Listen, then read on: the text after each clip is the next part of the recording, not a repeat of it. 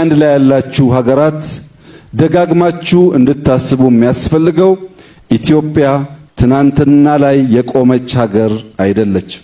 ሚኒስትሪ muummee Dr. Abiy Ahmed biyyoonni ammallee meeshaa waraanaa durii MIG 21 qaban ni jira jechuudhaan dubbate ilaalchise Eertiraan Dr. Abiy akka waan isaan qeeqatti mufachuun deebii kennuuf qophaa'aa jiraachuun dhaga'ame.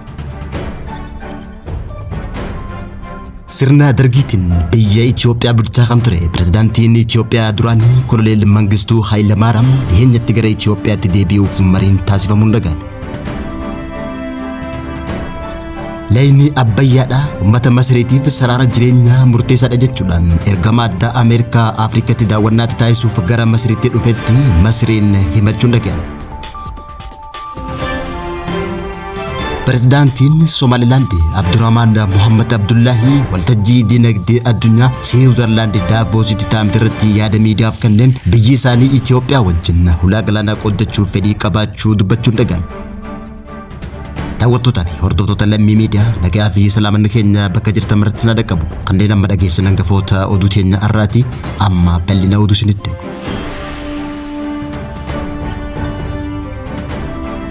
Dhiyeenya kana ministeerri muummee Itoophiyaa Dr. Abiy Ahmed haasawaa agarsiisaa humna qilleensaa Itoophiyaa hundeeffama waggaa 90ffaa sababeeffachuun magaalaa Bishooftuutti gaggeeffamaa jiru irratti dubbateen biyyoota bakka dhaabbatanii fi gara fuulduraatti tarkaanfachuuf rakkatan jechuudhaan haasawaa taasise keessatti dubbii qeeqaa Eertiraa fakkaatu dubbatamuu ilaalchise Eertiraan haasawaa ministeera muummee Itoophiyaa Dr. Abiy Ahmed dhiyeenya taasiseef Eertiraan karaa ministeera odeeffannoo Eertiraa Yemaanee Gabra Masqaliin galgala irraa ibsa bal'aadhaan deebii kan kennitu ta'uun dhaga'ame. Ministeerri muummee Itoophiyaa Dr. Abiy Ahmed Itoophiyaan xiyyaara waraanaa ammayyaa hidhattee akka jirtu beeksisuudhaan biyyoonni ammallee xiyyaara waraanaa durii MIG 21 qaban carraan isaan qaban Itoophiyaa waliin guddachuu qofa ta'uu himuudhaan furmaanni amma jiru waliinaa guddannu jechuudhaan ergaa cimaa dabarsuun ni yaadatama. Ministeerri muummee haasawaa guyyaa agarsiisa lammaffaa humna qilleensaa agarsiisa Majii 24 Bishooftuutti taasiseen hojiin humna qilleensaa cimsuuf waggoota dabran keessatti hojjetamaa ture ibsee humni qilleensaa waggaa 90 guutus umrii isaa waan wal simuu jaarsa walitti fufinsa qabugaa qabaachuu baatullee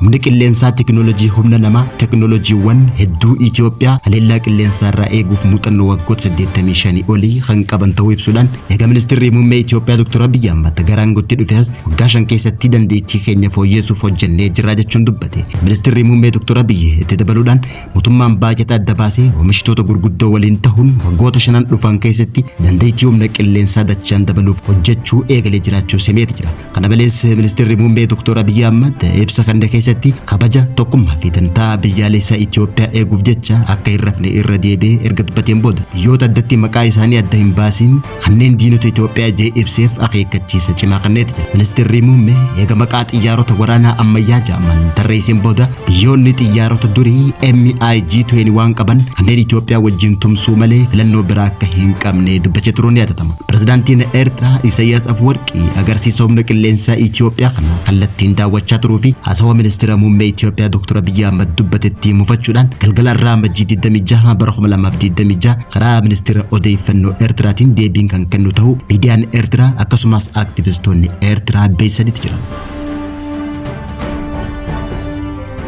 Pirezidaantiin Itoophiyaa Yohan mootummaa dargiitiin biyya bulchaa kan ture Koloneel Mangistuu Hayilamaariyaam gara Itoophiyaatti galuuf yaada dhiyeessuun dhaga'ame. Pirezidaantiin Itoophiyaa duraanii sirna mootummaa wayyaaneetiin gara biyya Afrikaa Zimbaabuweetti baqachuun waggaa 30 oliif baqattummaan jiru Koloneel Mangistuu Hayilamaariyaam gara Itoophiyaatti deebi'uuf yaada dhiyeessuun dhaga'ame. Akka aktivistii fi namni miidiyaa guddaan obbo Mulugeetaa Asraa Takaasaa beeksisetti bara 1974 hanga bara 1991tti shororkeessummaa diimaa gara jabeessummaatiin Itoophiyaa hoogganaa kan ture Leetinaal Koloneel Mangistuu Hayilamaariyaam araara biyyaalessaa fiduuf sababa jiruun dhiyeenyatti gara Itoophiyaa kan deebisan ta'uun himame. Koloneel Mangistuu Hayilamaariyaam dhiyeenyatti Zimbaabuwee magaalaa Harareerraa gara magaalaa Finfinneetti kan dhufu ta'uun himuudhaan dhiyeenya ministeerri muummee Itoophiyaa duraanii obbo Hayilamaariyaam Dassaaleny eega Zimbaabuwee daawwateen booda Koloneel Mangistuu Hayilamaariyaam gara biyyaatti akka deebi'uun marii cimaa wajjin taasisuunis himameeti jira. Marii pirezidaantiin Itoophiyaa duraanii yookaan sirna dargiin Itoophiyaa hoogganaa kan ture Koloneel Mangistuu Hayilamaariyaamii fi ministeera muummee Itoophiyaa duraanii ta'uun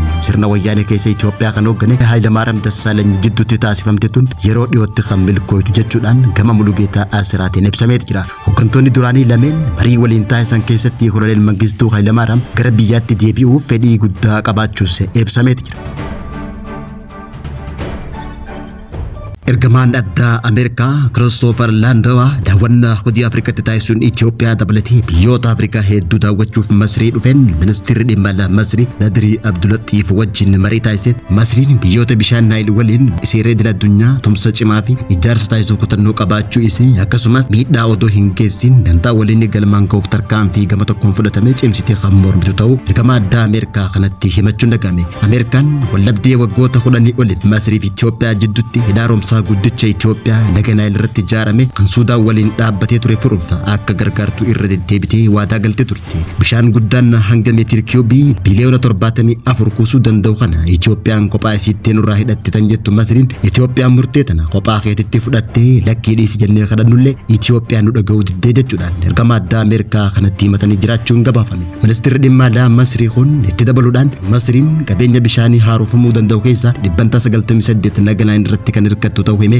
Dhiyeessii bishaan gara fuulduraa keessumattuu yeroo gogiinsaa lolaa yaaddoo akka qabduus kaasuun dubbatetti jira. Masriin fedhii bishaanii waggaatti meetira kiiubii biliyoona 90 ol ta'uu ibsuudhaan kunis qooda laga Naayil meetira kiiubii biliyoona 55 qabxii 5 akka ta'e himataniitti jiran. Namni tokko waggaatti bishaan meetira kiiubii 500 gad kan fayyadamooti biyyattiin hanqina bishaanii hamaa kan mudattee jechuun tan ibsite Masriin kunis dhaabbata mootummoota gamtoomaniitiin hanqina bishaanii nama tokkoof meetira kiiubii 1000 akka jechuun hiyyummaa bishaanii kan ibsu waan ta'eef dhimmi kun jidduutti ilaalamuu qabaa jechuudhaan himatan. Kana malees Masriin himannaa isaanii dilbata kaleessaa tanaan biyyoonni yaa laga Naayil Suudaanii fi Masriin odoo jirru Itoophiyaan kophaa isaanitti bishaan kana hidhachuun seera idil addunyaa cabsan jechuudhaan Itoophiyaan waliigaltee seera idil addunyaa dirqamaan akka mallatteessitu yaamicha dhiyeessuun mul'ate. Eenyu kana ammoo labdee tana jaarsummaan hin fura jechuudhaan pirezidaantiin Ameerikaa Doonaald Tiraamp Itoophiyaa fi Masrii jidduutti waliigalteen akka dhuftuuf pirezidaantiin Masrii Abdul Fattah al-Siisiif xalayaa barreesseen labdeen hidhaa kana furuudhaaf Ameerikaan fedhii qabaachuu ibse. Haa ta'uutii malee Doonaald Tiraamp gama Masrii goruudhaan silaa bara Joo Baayiden aangorra na buusu san aangorra turee jiraadde Itoophiyaan hidhaa kana akka hin cufaa jechuudhaan dubbachuun isaa ni yaadatama. Himannaa Masrii fi dubbii pirezidaantii Ameerikaa Doonaald Tiraamp tana ilaalchisee Itoophiyaan hanga ammaatti deebii fi ibsa kanneen kenneen ta'uu isaaniiti. Prezidaantiin Somaalilaand Abdurrahmaan Mohaammed Abdullaahi waltajjii dinagdee idil addunyaa Siwiizerlaand magaalaa Daavoositti taa'amte irratti miidiyaaleef ibsa kanneen biyya isaanii Itoophiyaa wajjin ulaa galaanaa qoddachuuf fedhii qabaachuu dubbachuun dhagahame. Dhiyeenya kana waltajjii biyyoota gurguddoo addunyaa hirmaachiftee Siwiizerlaand magaalaa Daavoositti taa'amte irratti hooggantoonni biyyoota hedduu achirratti kan argaman yoo ta'u biyyi isaa beekamtii biyyummaa idil addunyaa akka argattuuf carraaqii taasisaa kan jiru Prezidaantiin Somaalilaand Abdurrahmaan Mohaammed Abdullaahi yaada miidiyaaf kanneen biyyi isaanii Itoophiyaa wajjin hariiroo bulummaa fi qoodinsa karaa dinagdee keessumattuu hariiroo cimsuu akka barbaaddu dubbachuudhaan pirezidaantiin kun akka dubbatetti nuti michoota Itoophiyaati. Itoophiyaa waliin hariiroo cimaa qabna. Hariiroo keenya loojistiksii itti fayyadama buufata doonii bu'uuraalee daandii baaburaa fi gama bu'uuraalee misoomaa birootiin haalaan guddisuu barbaanna jechuun dubbate. Dinagdee Itoophiyaa saffisaan guddachaa jiruu fi baay'ina uummata Afrikaa keessaa baay'inaan guddachaa jiru buufata doonii Jabuutii filannoo akka ta'uufis ni hojjenna jechuun dhagahame. Karaa biraatiin barbaachisummaa Itoophiyaan galaana diimaa dhaqqabuuf qabdu gama hundaan milkeessuuf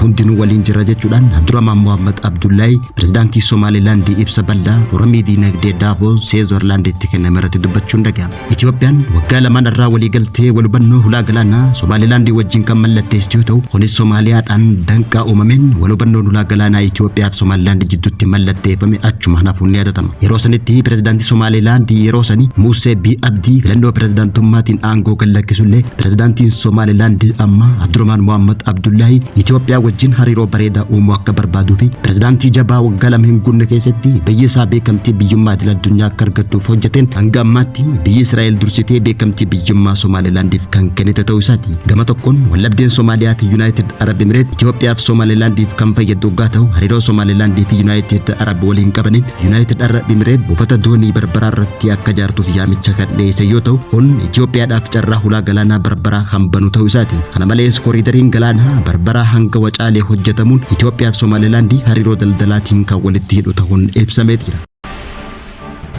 Daawwattootaa fi hordoftoota Lammii Miidiyaa irraa oduun yeroo kanaaf qabannee dhiyaanne kan hanga ammaatti hordofaa turtanii turtii gaarii.